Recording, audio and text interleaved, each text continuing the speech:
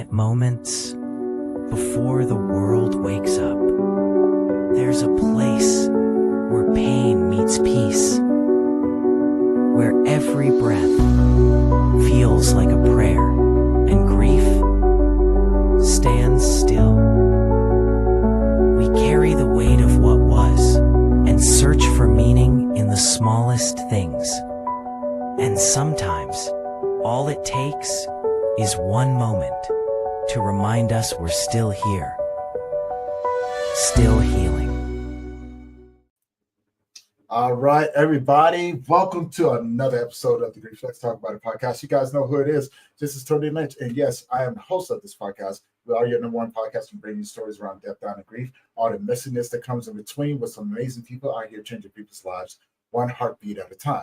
Now, before we get started, I would like to say, if this is your first time tuning in, do me a favor, head on over to the YouTube channel, hit that subscribe button, hit that bell notification so you'll be notified every time that we drop a new episode. And most importantly, this is a live stream, so if you have any questions for either myself or my guest, please put them in the comment section. We'll be sure to answer them as we go. One other thing before I bring up my guest, this is for educational purposes only, okay? So now, without further ado, guys, help me welcome my guest, Geena Hymer, to the show. Geena, how you doing? I'm good, Tony. How are you today? Experimenting, having fun, laughing, and getting ready to have this amazing conversation with you. Yeah, I'm so excited to be here. I've been looking forward to this. So I have too. And, we've been doing some things, the magazine and stuff like that, which I'm really excited for. yes. So, yeah, next month is going to be pretty good. So, guys, keep your eyes out for that. So now, before we get started, Geena, do me a favor. Introduce yourself to the audience. Tell people who you are, where you're from, and about the work that you do. Yeah, so my name is Geena Hymer. I live in Big Sky Country up in Montana.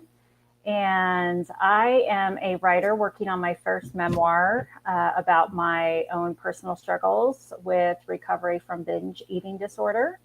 I am 10 years into that recovery. I am also 19 years into my recovery from suicidality. That started from the age of 8 and lasted until I was 28 years old. It started at age 9 until 28. And just overcoming a lot of trauma throughout my life. And I am very much living my purpose in life right now, using my pain for God's purpose to help others. I love that. And thank you for the work that you do. And secondly, congratulations on all the hard work you put in to get to where you are today. Thank you. Right?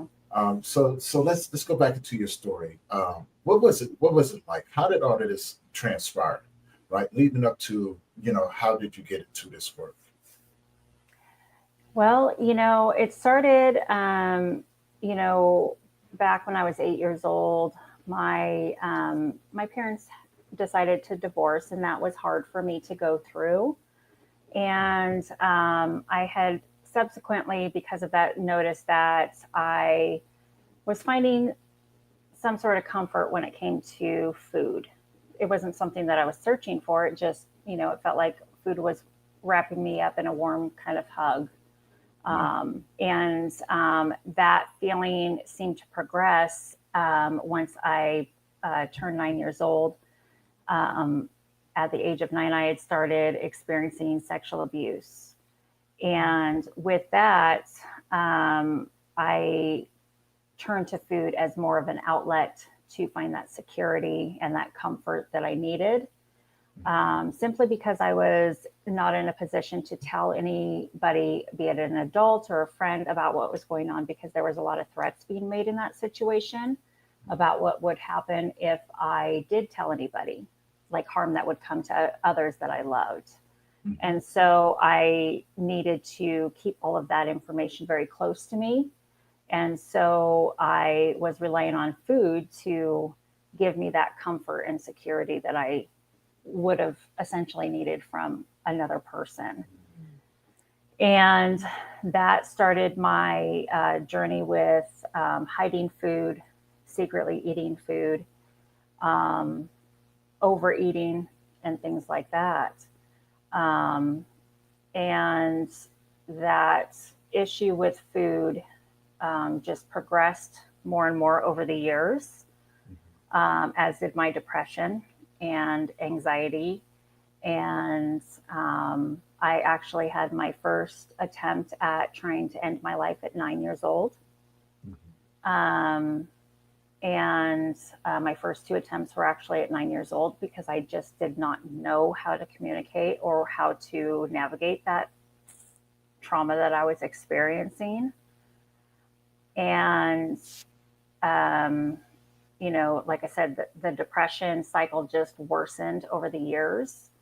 I turned to writing as a way to, again, communicate those feelings that I didn't know how to properly express.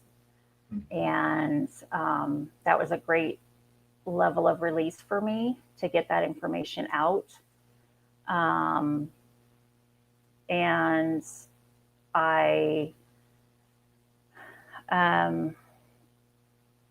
when I came up to a week before my 21st birthday, I was having a party at my house with my roommates, as we often did. And I ended up being sexually assaulted by one of my acquaintances at that party. And at that point in time, it did two things. It took me back to the abuse that was happening as a child. And it's kind of like something shifted in me at that point in time as far as my binge eating disorder went.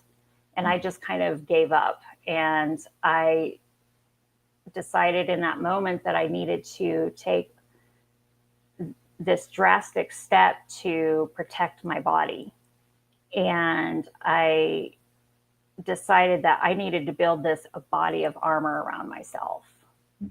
In my mind, I needed to make myself unappealing and unattractive by society standards, so that I would not be in a position again to have someone feel the need to place harm upon my body again. And so I just kind of went, for lack of another way of putting it, balls to the wall. And just, I started rapidly gaining a lot of weight. And I'd ended up putting on 160 pounds as a means of protecting myself from, in my mind, what would be the further harm. And in retrospect, I ended up putting a lot of physical harm upon my own body in doing so, both externally and internally, because it created health issues. And and it caused me, to distance myself from people. And I mean, the abuse and then the assault, it created this huge situation where I was very, I had an aversion to physical touch. And, it creates this huge cycle, this huge disconnect in so many different ways. I want to talk about that a little bit, right? Because it goes along the line of working with your mental health. And I want to talk about the psychological damage that something like that does to an individual, male or female, child or adult, right? And how do we notice those signs? Because the whole time when you were speaking, it was like you were able to kind of maneuver around everyone and no one really paid attention to what you were doing. Right. And so, now it has me thinking, like, how many other people, individuals out there are going through the same things and we're just not paying attention to the signs. Yeah, it's kind of interesting because I was so young, like when the sexual abuse had started, that for me to learn at such a young age to kind of mentally shut down, because of the manipulation that came along with that abuse. It's kind of, like you said, it's kind of it is thought provoking as to how many other people are going through that, because you don't know. Right. And it's scary to think of how many people go through that and we have no idea, because it seeps so deep into the psyche, Yes, yes. because there is so much manipulation that goes on along with that abuse.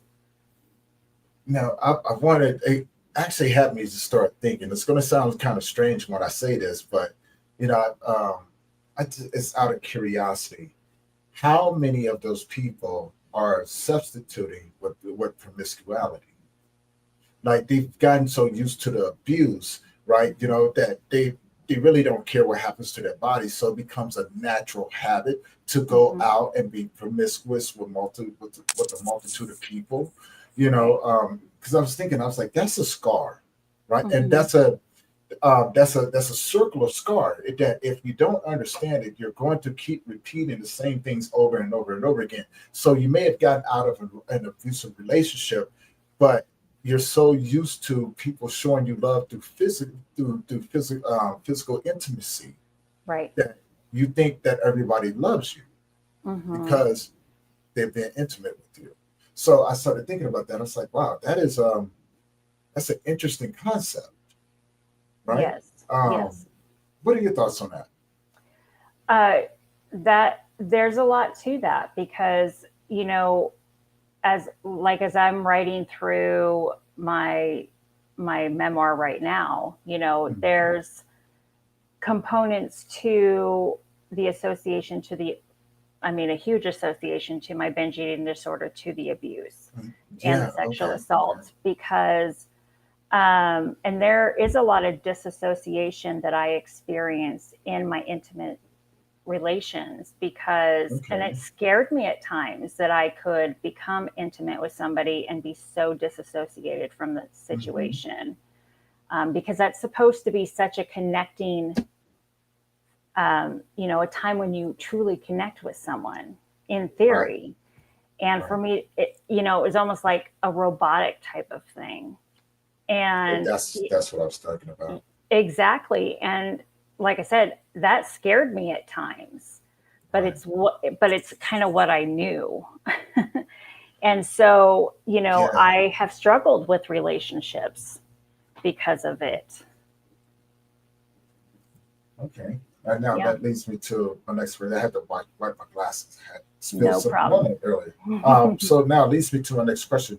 Like, so other things as you were speaking, I started thinking, well, if you're doing this and you know that is, the way that it makes you feel, isn't there a sense of shame and guilt that comes shortly after that, which will cause a person to be stuck in isolation um, until they get the urge again?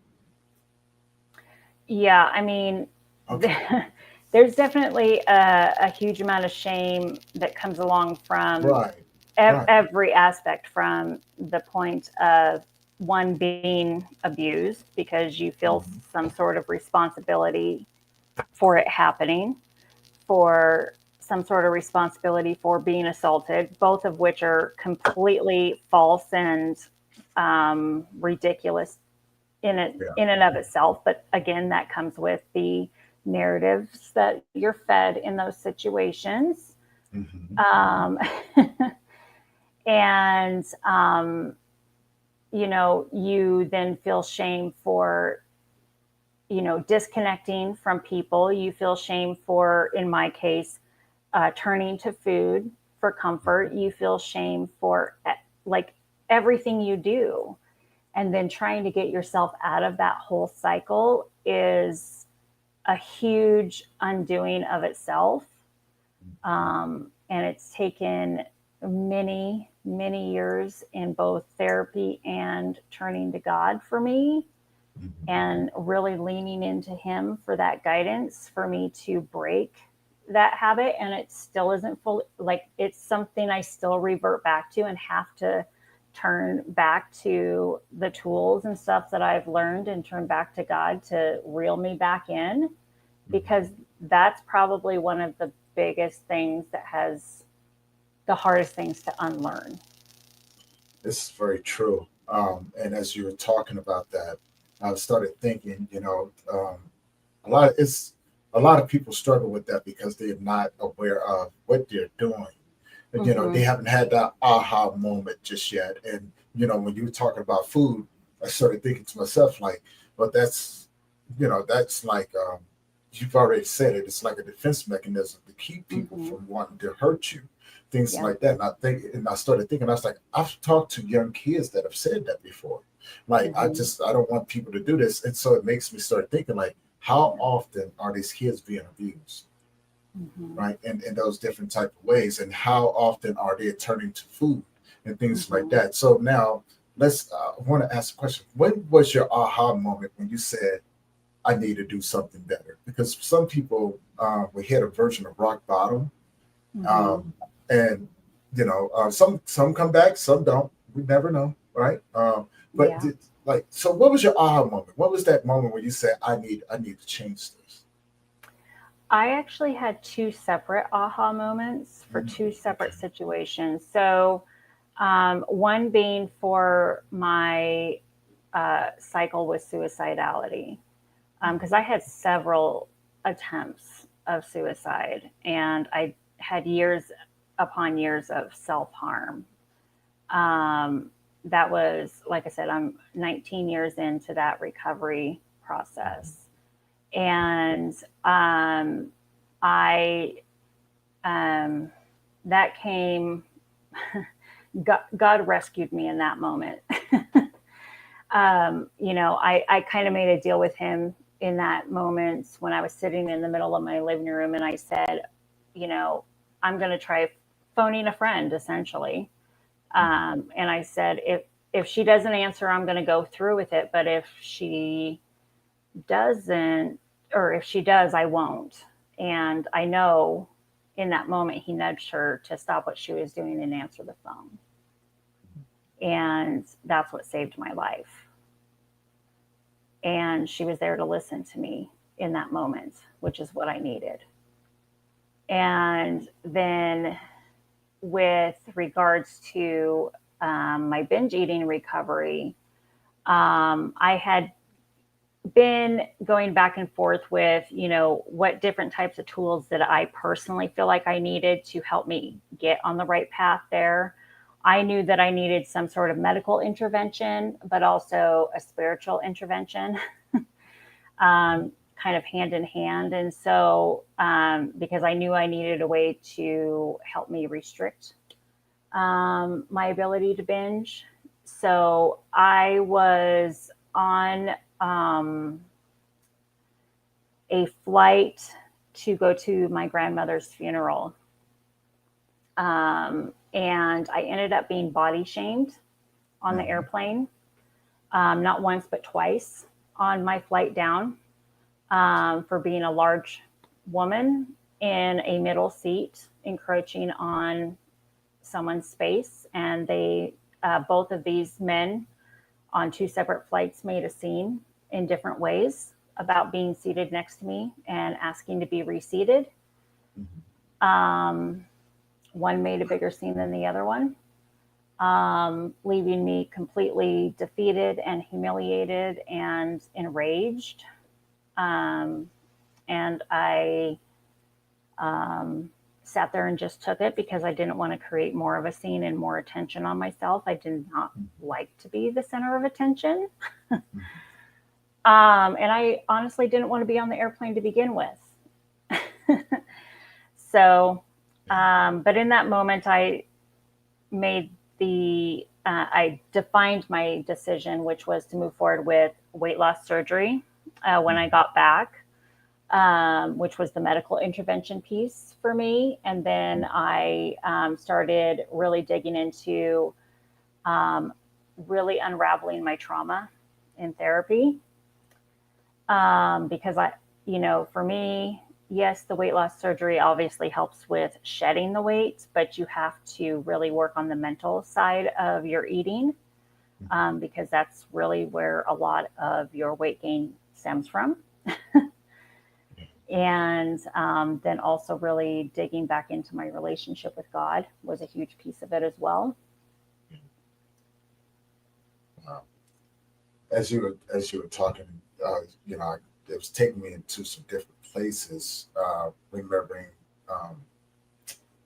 long time ago, and I wish I knew then. It's one of those I wish I knew then what I know now. Right, Mhm. everything would have made sense, because we used to have some pretty cool friends, and I remember one or two of them was really really similar to what you was talking about, right?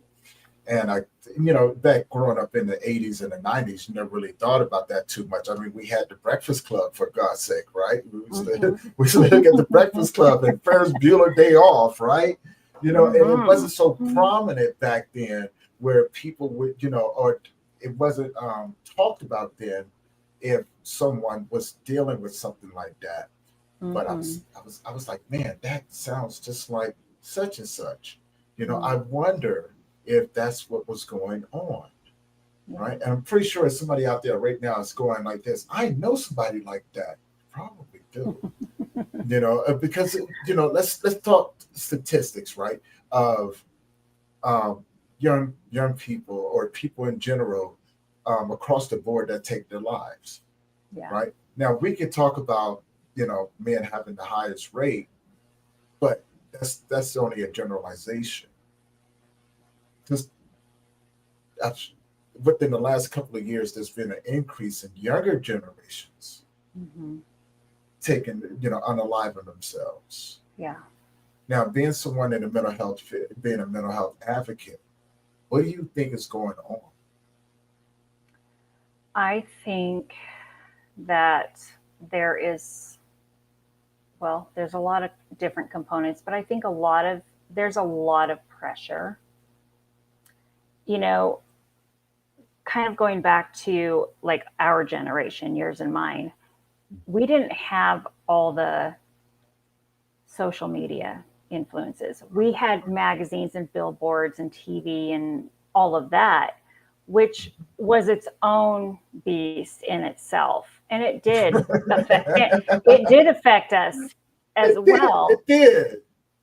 But I would not in a million years want to be a kid growing up in today's society because you are inundated so much more. Mhm. I mean, you can't escape it anywhere anymore. I think there's so much pressure to be so much more at such a young age, Mhm. even by schools and parents, and just it's out of control in my mind, It you is. know. It is. And I think it drives so much anxiety, and certainly, not to get political because I'm not that person, but the lockdown that this world experienced did Yes. absolutely nothing for the mental health of this world. It put us in Mm. such a horrible state of being that we're still trying to get out of. Can I add to that just a little bit, right? Yeah. And I'm just even bringing a different perspective because Yeah. although it didn't do anything for it, it actually did a lot for it. And Mm. what I mean by that is that during the lockdown, the things that we had been already advocating for and trying to give people warning signs that and bring awareness to these people, no one was paying attention. When we said, True. hey, people are True. dealing with people, we have a hard problem with addiction in this place. We have a hard problem with alcoholism. People are struggling with depression and things, but we were able to mask it by busying ourselves all the time, going to work, always have to go do this and always have to do that. So no one was no like it wasn't being pushed the way that it was because the government kept looking at us and going, "Oh no, that's not true. That's not true." So in the same sense, when the lockdown happened, it exposed everything, That and is it true. yeah, and we were able to turn around and go, "See, we told you." Yeah. That's what, and so now we look at the change of hands. Everybody there's a lot of people popping up across the world in the grief field, the trauma field, mental health, recovery. It's needed.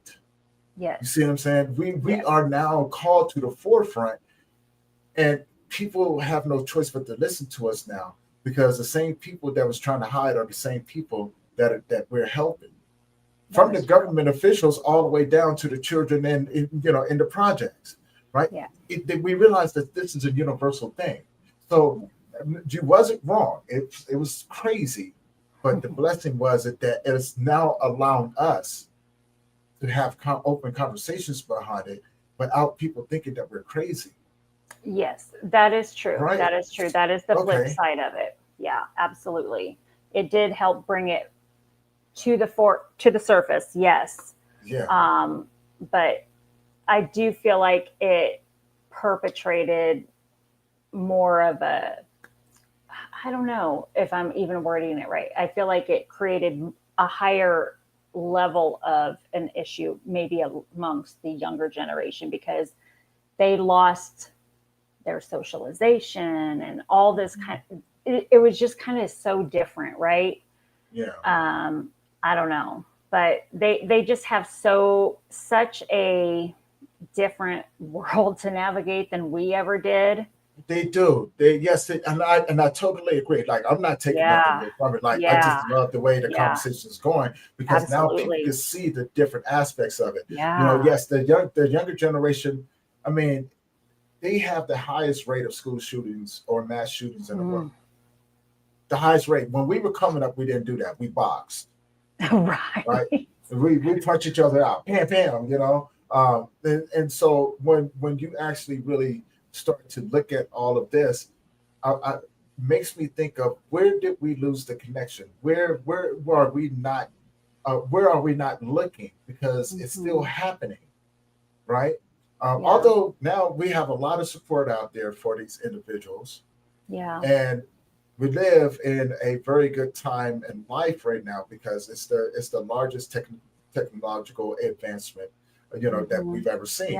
Right? We have new technology coming out. We have different ways of connecting to one another through via Zoom or stream, but something. We have different ways, but it's also made it easier for people to portray a lifestyle that they're not living, which in turn could be taken out of context too, because you may find somebody who just, oh my God, I'm a fan, and then they become a stalker, and that never works out. And if that was to ever happen, it wasn't me.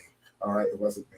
But yeah, so in a lot of ways throughout the development of this course that we're on, even with today, right? Let's bring it up to current events. We got what, 4 wars going on right now? Or we have the war between Russia and Ukraine, and then the war between Iran and Israel, right? And then and so it's like, I get it. I get why they're struggling. I'm still trying to wrap my head around it, right? Because it's unusual. For me, I'm like, I have nothing to do with them. Right? And so I have no emotional connection. Like, when you come to the United States, we gonna talk. But until that time, work it out. Please work. See, I'm old school, Geena. Work it out. Work it out. Shoot. You know what I'm saying? Let them do them. That's none of our business. Okay. It sucks that innocent people gotta get hurt and things like that. But they need to work out their own stuff, because we have enough to worry about over here. Right? But now, most people look at that and go, Tony, you something. No, I'm not saying I don't want word for no one. Okay. But I'm just saying, there's some things, just like if we used to go to war over here, just stay out of it. Let us work it out. It's like the older siblings, always fighting all the time. You know it's going to get worked out, but somebody may have to get punched in the eye a couple times. I mean, it happens. Right? So and that's where I look at this now, and I go, wow, what are we missing? What's the missing link? Do we need to push more? Do we need to talk to our kids more? I don't know, but I think as adults we need to educate ourselves more, because you're right. It's we definitely live in different times. Good morning, Rachel. How you doing? Yeah, and I do think that, there still is some fear amongst, us grown-ups, to have those courageous conversations with the youth, because of the fear of, if we start having those conversations, that we might be planting seeds of them wanting to hurt themselves or do this or do that. But it's not about that. It's about trying to open that door to let them know that they can have those conversations. If they are depressed, if they are having feelings of wanting to hurt themselves or whatever it may be, they need to know that they have someone that they can go to and trust to have those conversations with. Right. But it starts with the adults wanting to open the door for the kids to feel safe that they can. So yeah. Now that's well, that's crazy, right? Because now it takes us to the medical epidemic. Putting these children on so many medications that I think, in a lot of ways, is inducing the anxiety and depression because it takes these kids out of so many of their own mind spaces. Right. And and it can increase. I mean, have you seen most of the medication that there's this works for this, but may increase in suicidal ideation? Yes. I was like, hold on, it gets rid of this, but no, right? I experienced that myself as a young adult. Okay. Yeah, where it actually made my symptoms worse. And for years, I refused to go back on medication. Like, it put me into a full-on panic attack anytime a provider mentioned it, because I was fearful that it was going to create the same issues again. That's a scary place to be. It is. Right. That's a scary place to be. Now, two-part question. How long have you been in the mental health field? Well, I consider it since I was a child because of my own personal journey with it, honestly. Yeah. Well, lived experience is the key to everything. Exactly. That's how I feel. Okay, so now if we look at that, let's look at the generations and the times and how they've changed and things like that. From the first time that you started experiencing this, going through the things that you've gone through and being in the, now helping individuals do it, what are some of the things that have changed, and what are some of the things that we can change to bring better support and resources into these different fields? And the reason why I say that, because when we look at the 988, right? Remember back in the day, they used to have a 1-800 line, and you had to pay for that, right? And so now they got 988, which is a whole branch of people from across the world that's ready to go whenever you pick up the phone. What more can we do, right, to bring more resources to our communities and to our children, or anyone who needs it for that matter? That's a really good question, Tony, because I know, like, I have a sister who works in the mental health world, and it can be a struggle for people to get into resources in a timely fashion. Right. Which is why, things like 988 can be so beneficial, because if there's a delay getting into something in person, if they can at least have a resource by phone, at least they can actually get and speak to someone in that moment of need. You can also go to the emergency department, right? If things are dire. I've done that before in years past. But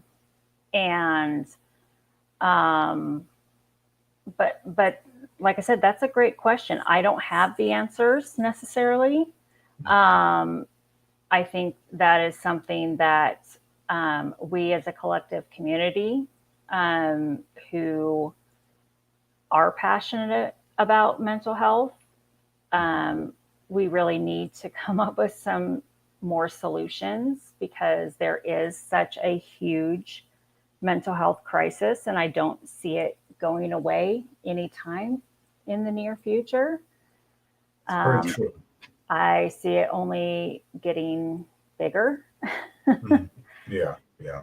um, but the more solutions we can come up with, the better. Um, I don't know. What are your thoughts on that? As you was talking about that, it's been a strategy that I've used the last 6 years, right?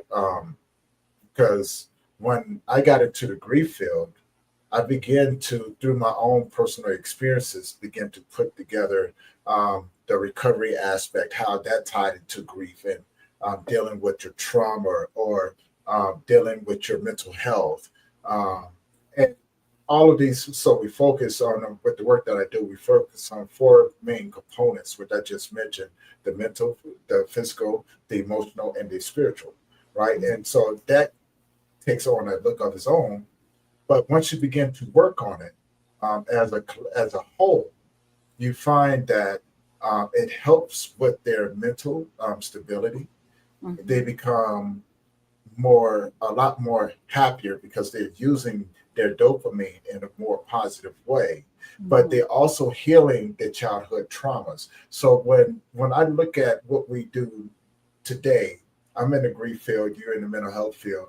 My question is, what's keeping us from coming together and combining our resources and kind of revamping the way that our support groups are formulated, and how we can approach different situations, right? So, and the reason why I say this is because it doesn't make sense to go to a dentist for heart problems, right?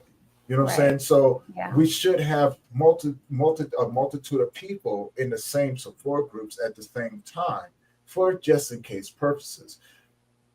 Because I don't think that people should have to wait for the support that they did, the support that they need.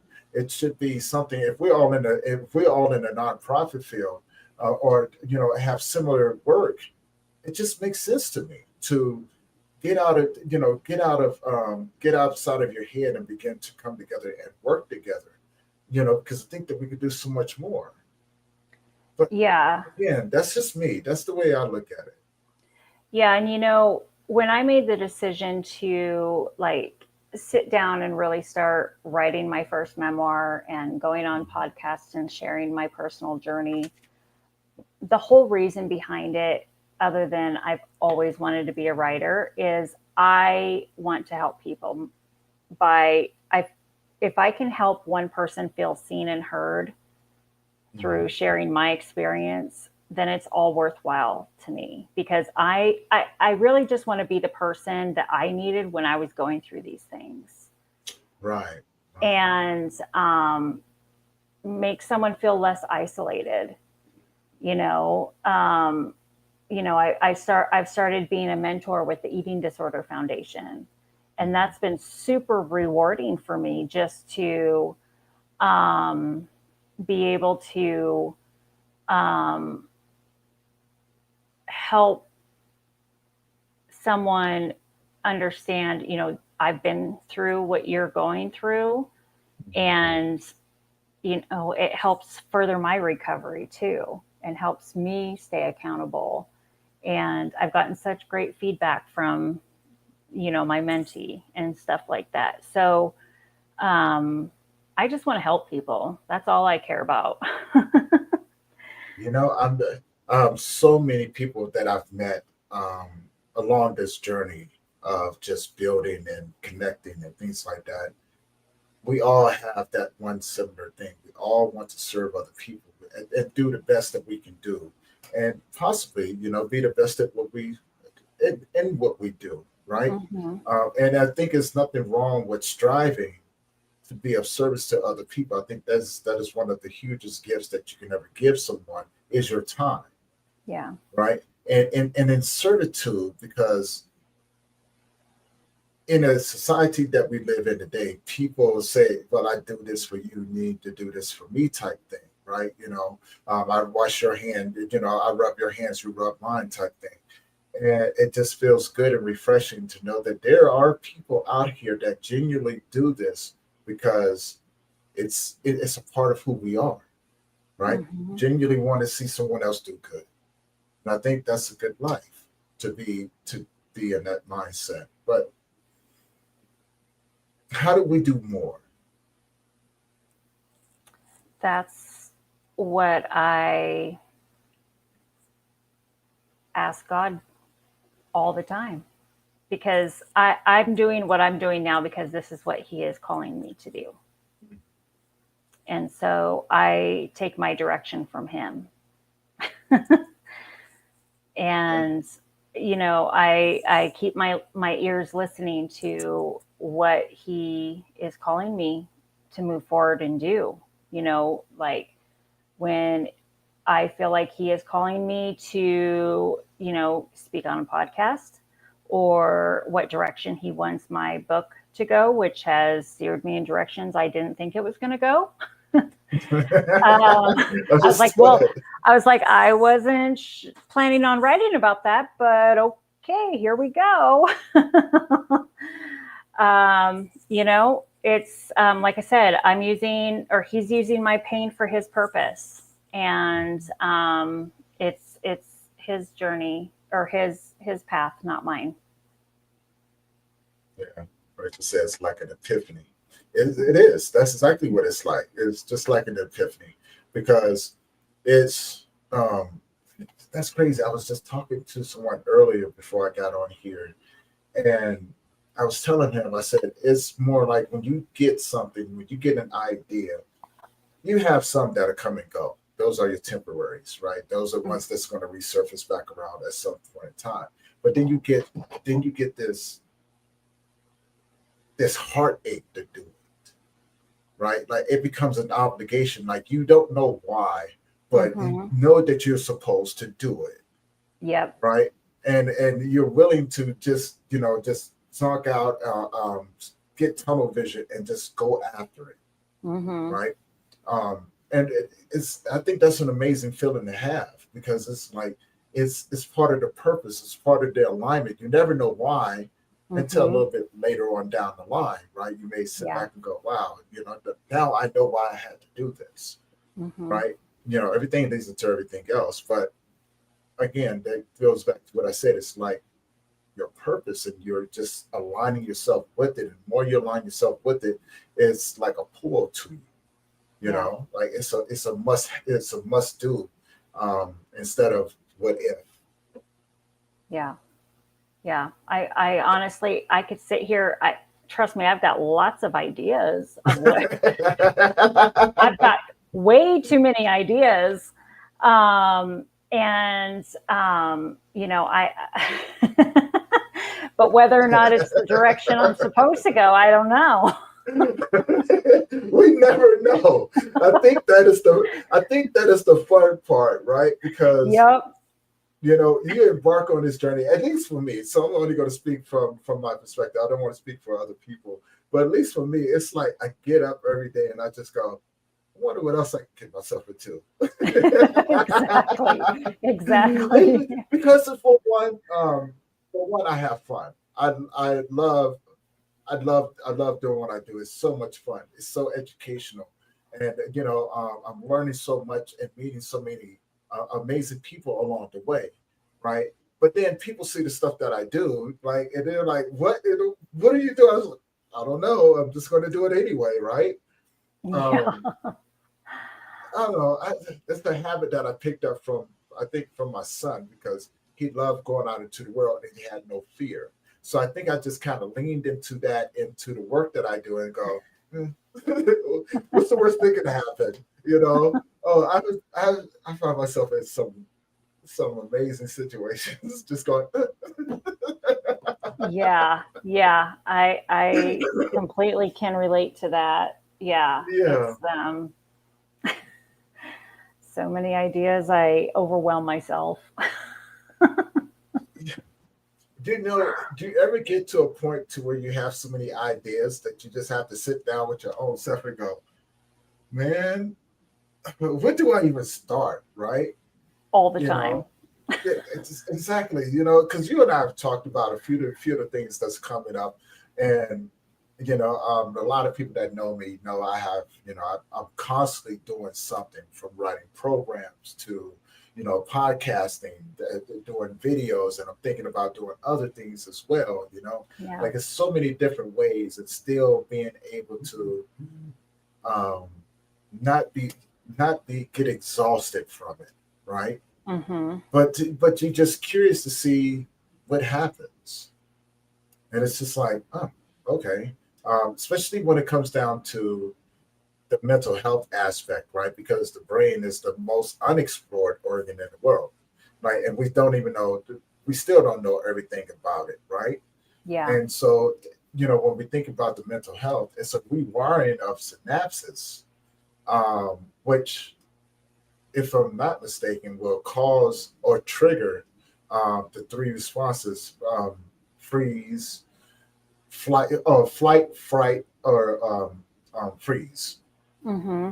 Right? And when it comes down to the mental health epidemic, and I could be wrong on this. Please correct me if I'm wrong, but those are the three things that they tie in everything into, especially if someone has suffered severe trauma as a Hmm. child, or even as a teenager, or as an adult, right? Yeah. Yeah. And you said something earlier. You said that you learned to disassociate yourself from a lot of these things, Hmm. which cause that isolation, et cetera. So defense Yeah. mechanisms. There's a lot of defense mechanisms that we still haven't explored. Yeah. What do you think about that? And what else can we add to that to pay attention to when it comes down to people? Other than the disassociation or Mhm. um, yeah, because isolation was certainly a big piece for me. Um, Gosh, what else? Just overall changes in one's, obviously their eating behaviors. Although, obviously people knew that I was gaining weight, but a lot of like my major eating habits were behind closed doors. So I would eat very Okay. normally in front of people. Mhm. So, as to not like really let on to what was going on Mhm. about my binge eating disorder.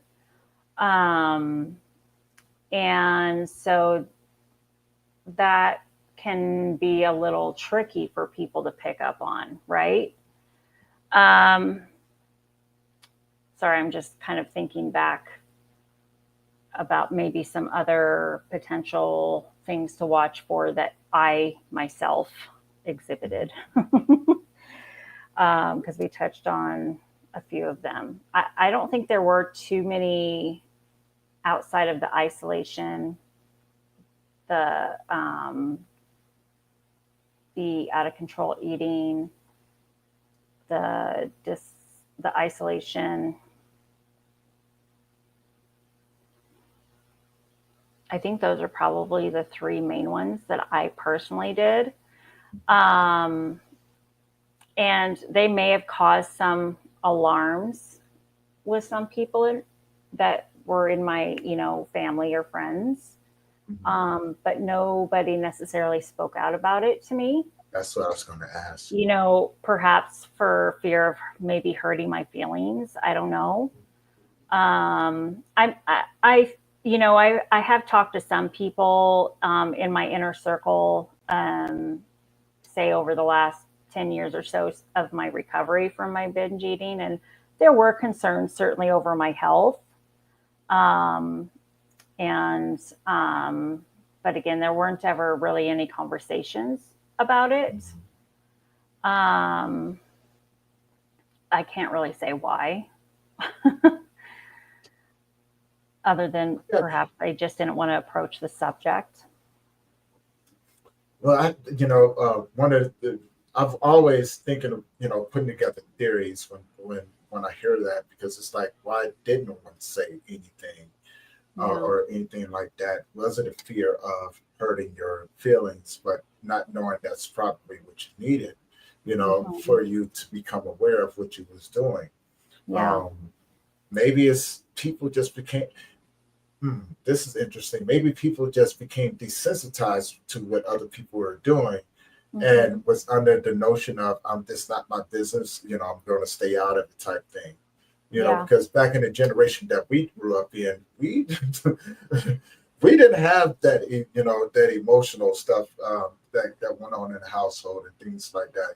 We were told get outside to go suck it up, go play in traffic or something, and then get in trouble when we go play in traffic. Like, you can't tell me to go play in traffic, then get mad at me. You told me to go do it. So when the cops come, I'm directing them to you. It's just that simple. It's really just that simple. Like, no, she told me to go play in traffic. You don't understand. Like, my mom. She don't play like that. But I think humor can be a way to be used as well to help people navigate those things. Um, Mhm. Now, moving forward, what do you got coming up? I have a few things coming up here, at least in the near future. Like I said, I am working on writing my first memoir.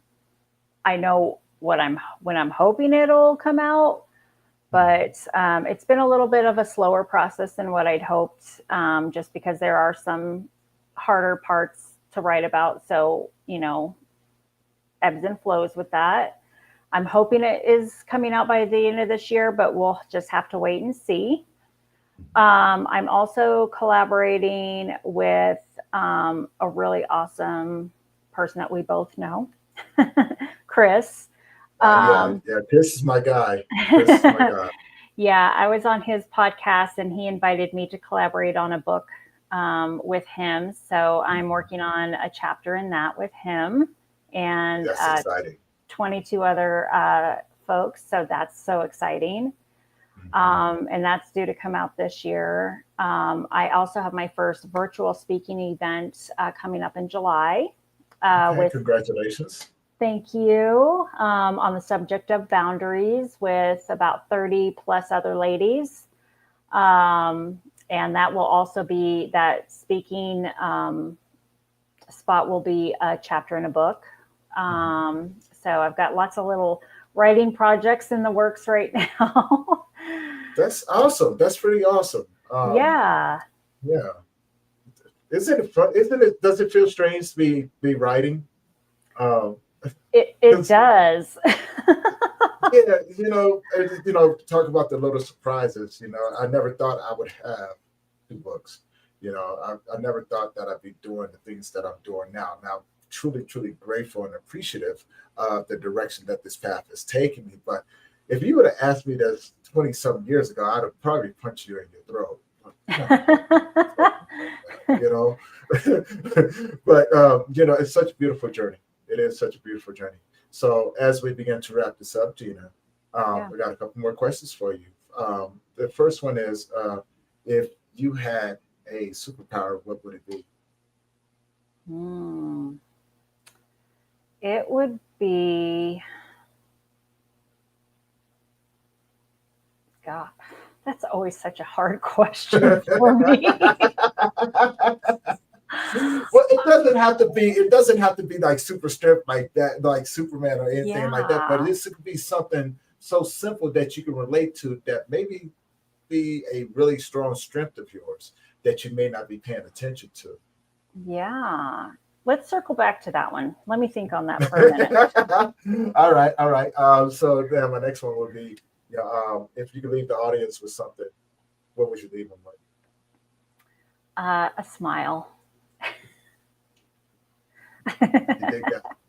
I get it because sometimes that's all you need, Yeah. right?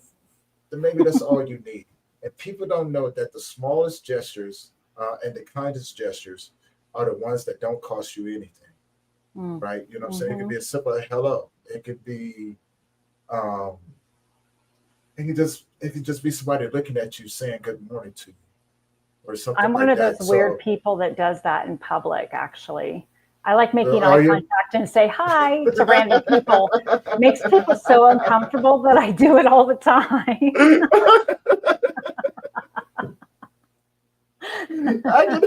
Oh my God, I can definitely see that happening. Somebody going, oh my God, what's going on here?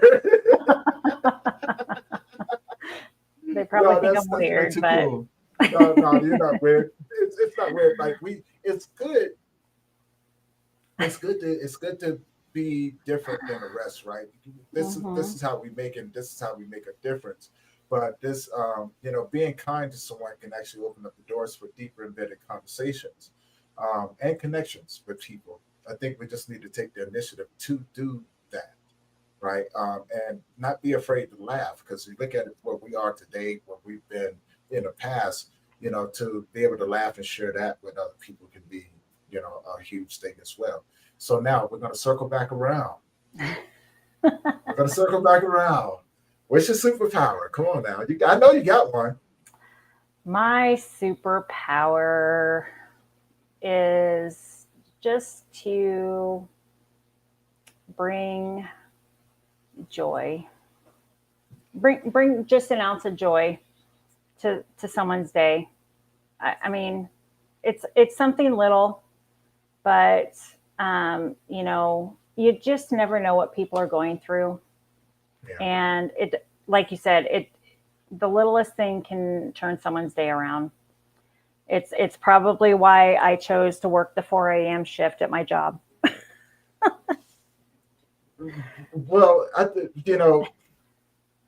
you just got problems. That's all it is. You have a 4 a.m. you got problems. But I can't say nothing. Look, I give everybody a hard time, but I'd be the last one to tell you, you know, or even say something because I don't sleep as it is.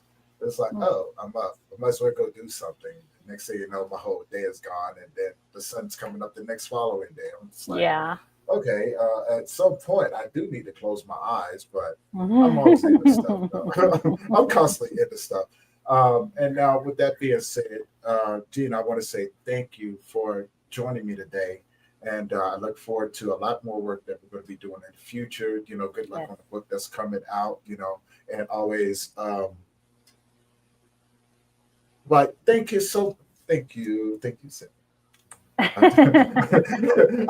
didn't mean to do that. I definitely didn't mean to do that. Flash people, so that's not good. Um, where did I get that from? I got it from Men's Warehouse. Yeah, I got it from Men's Warehouse. So it's yeah.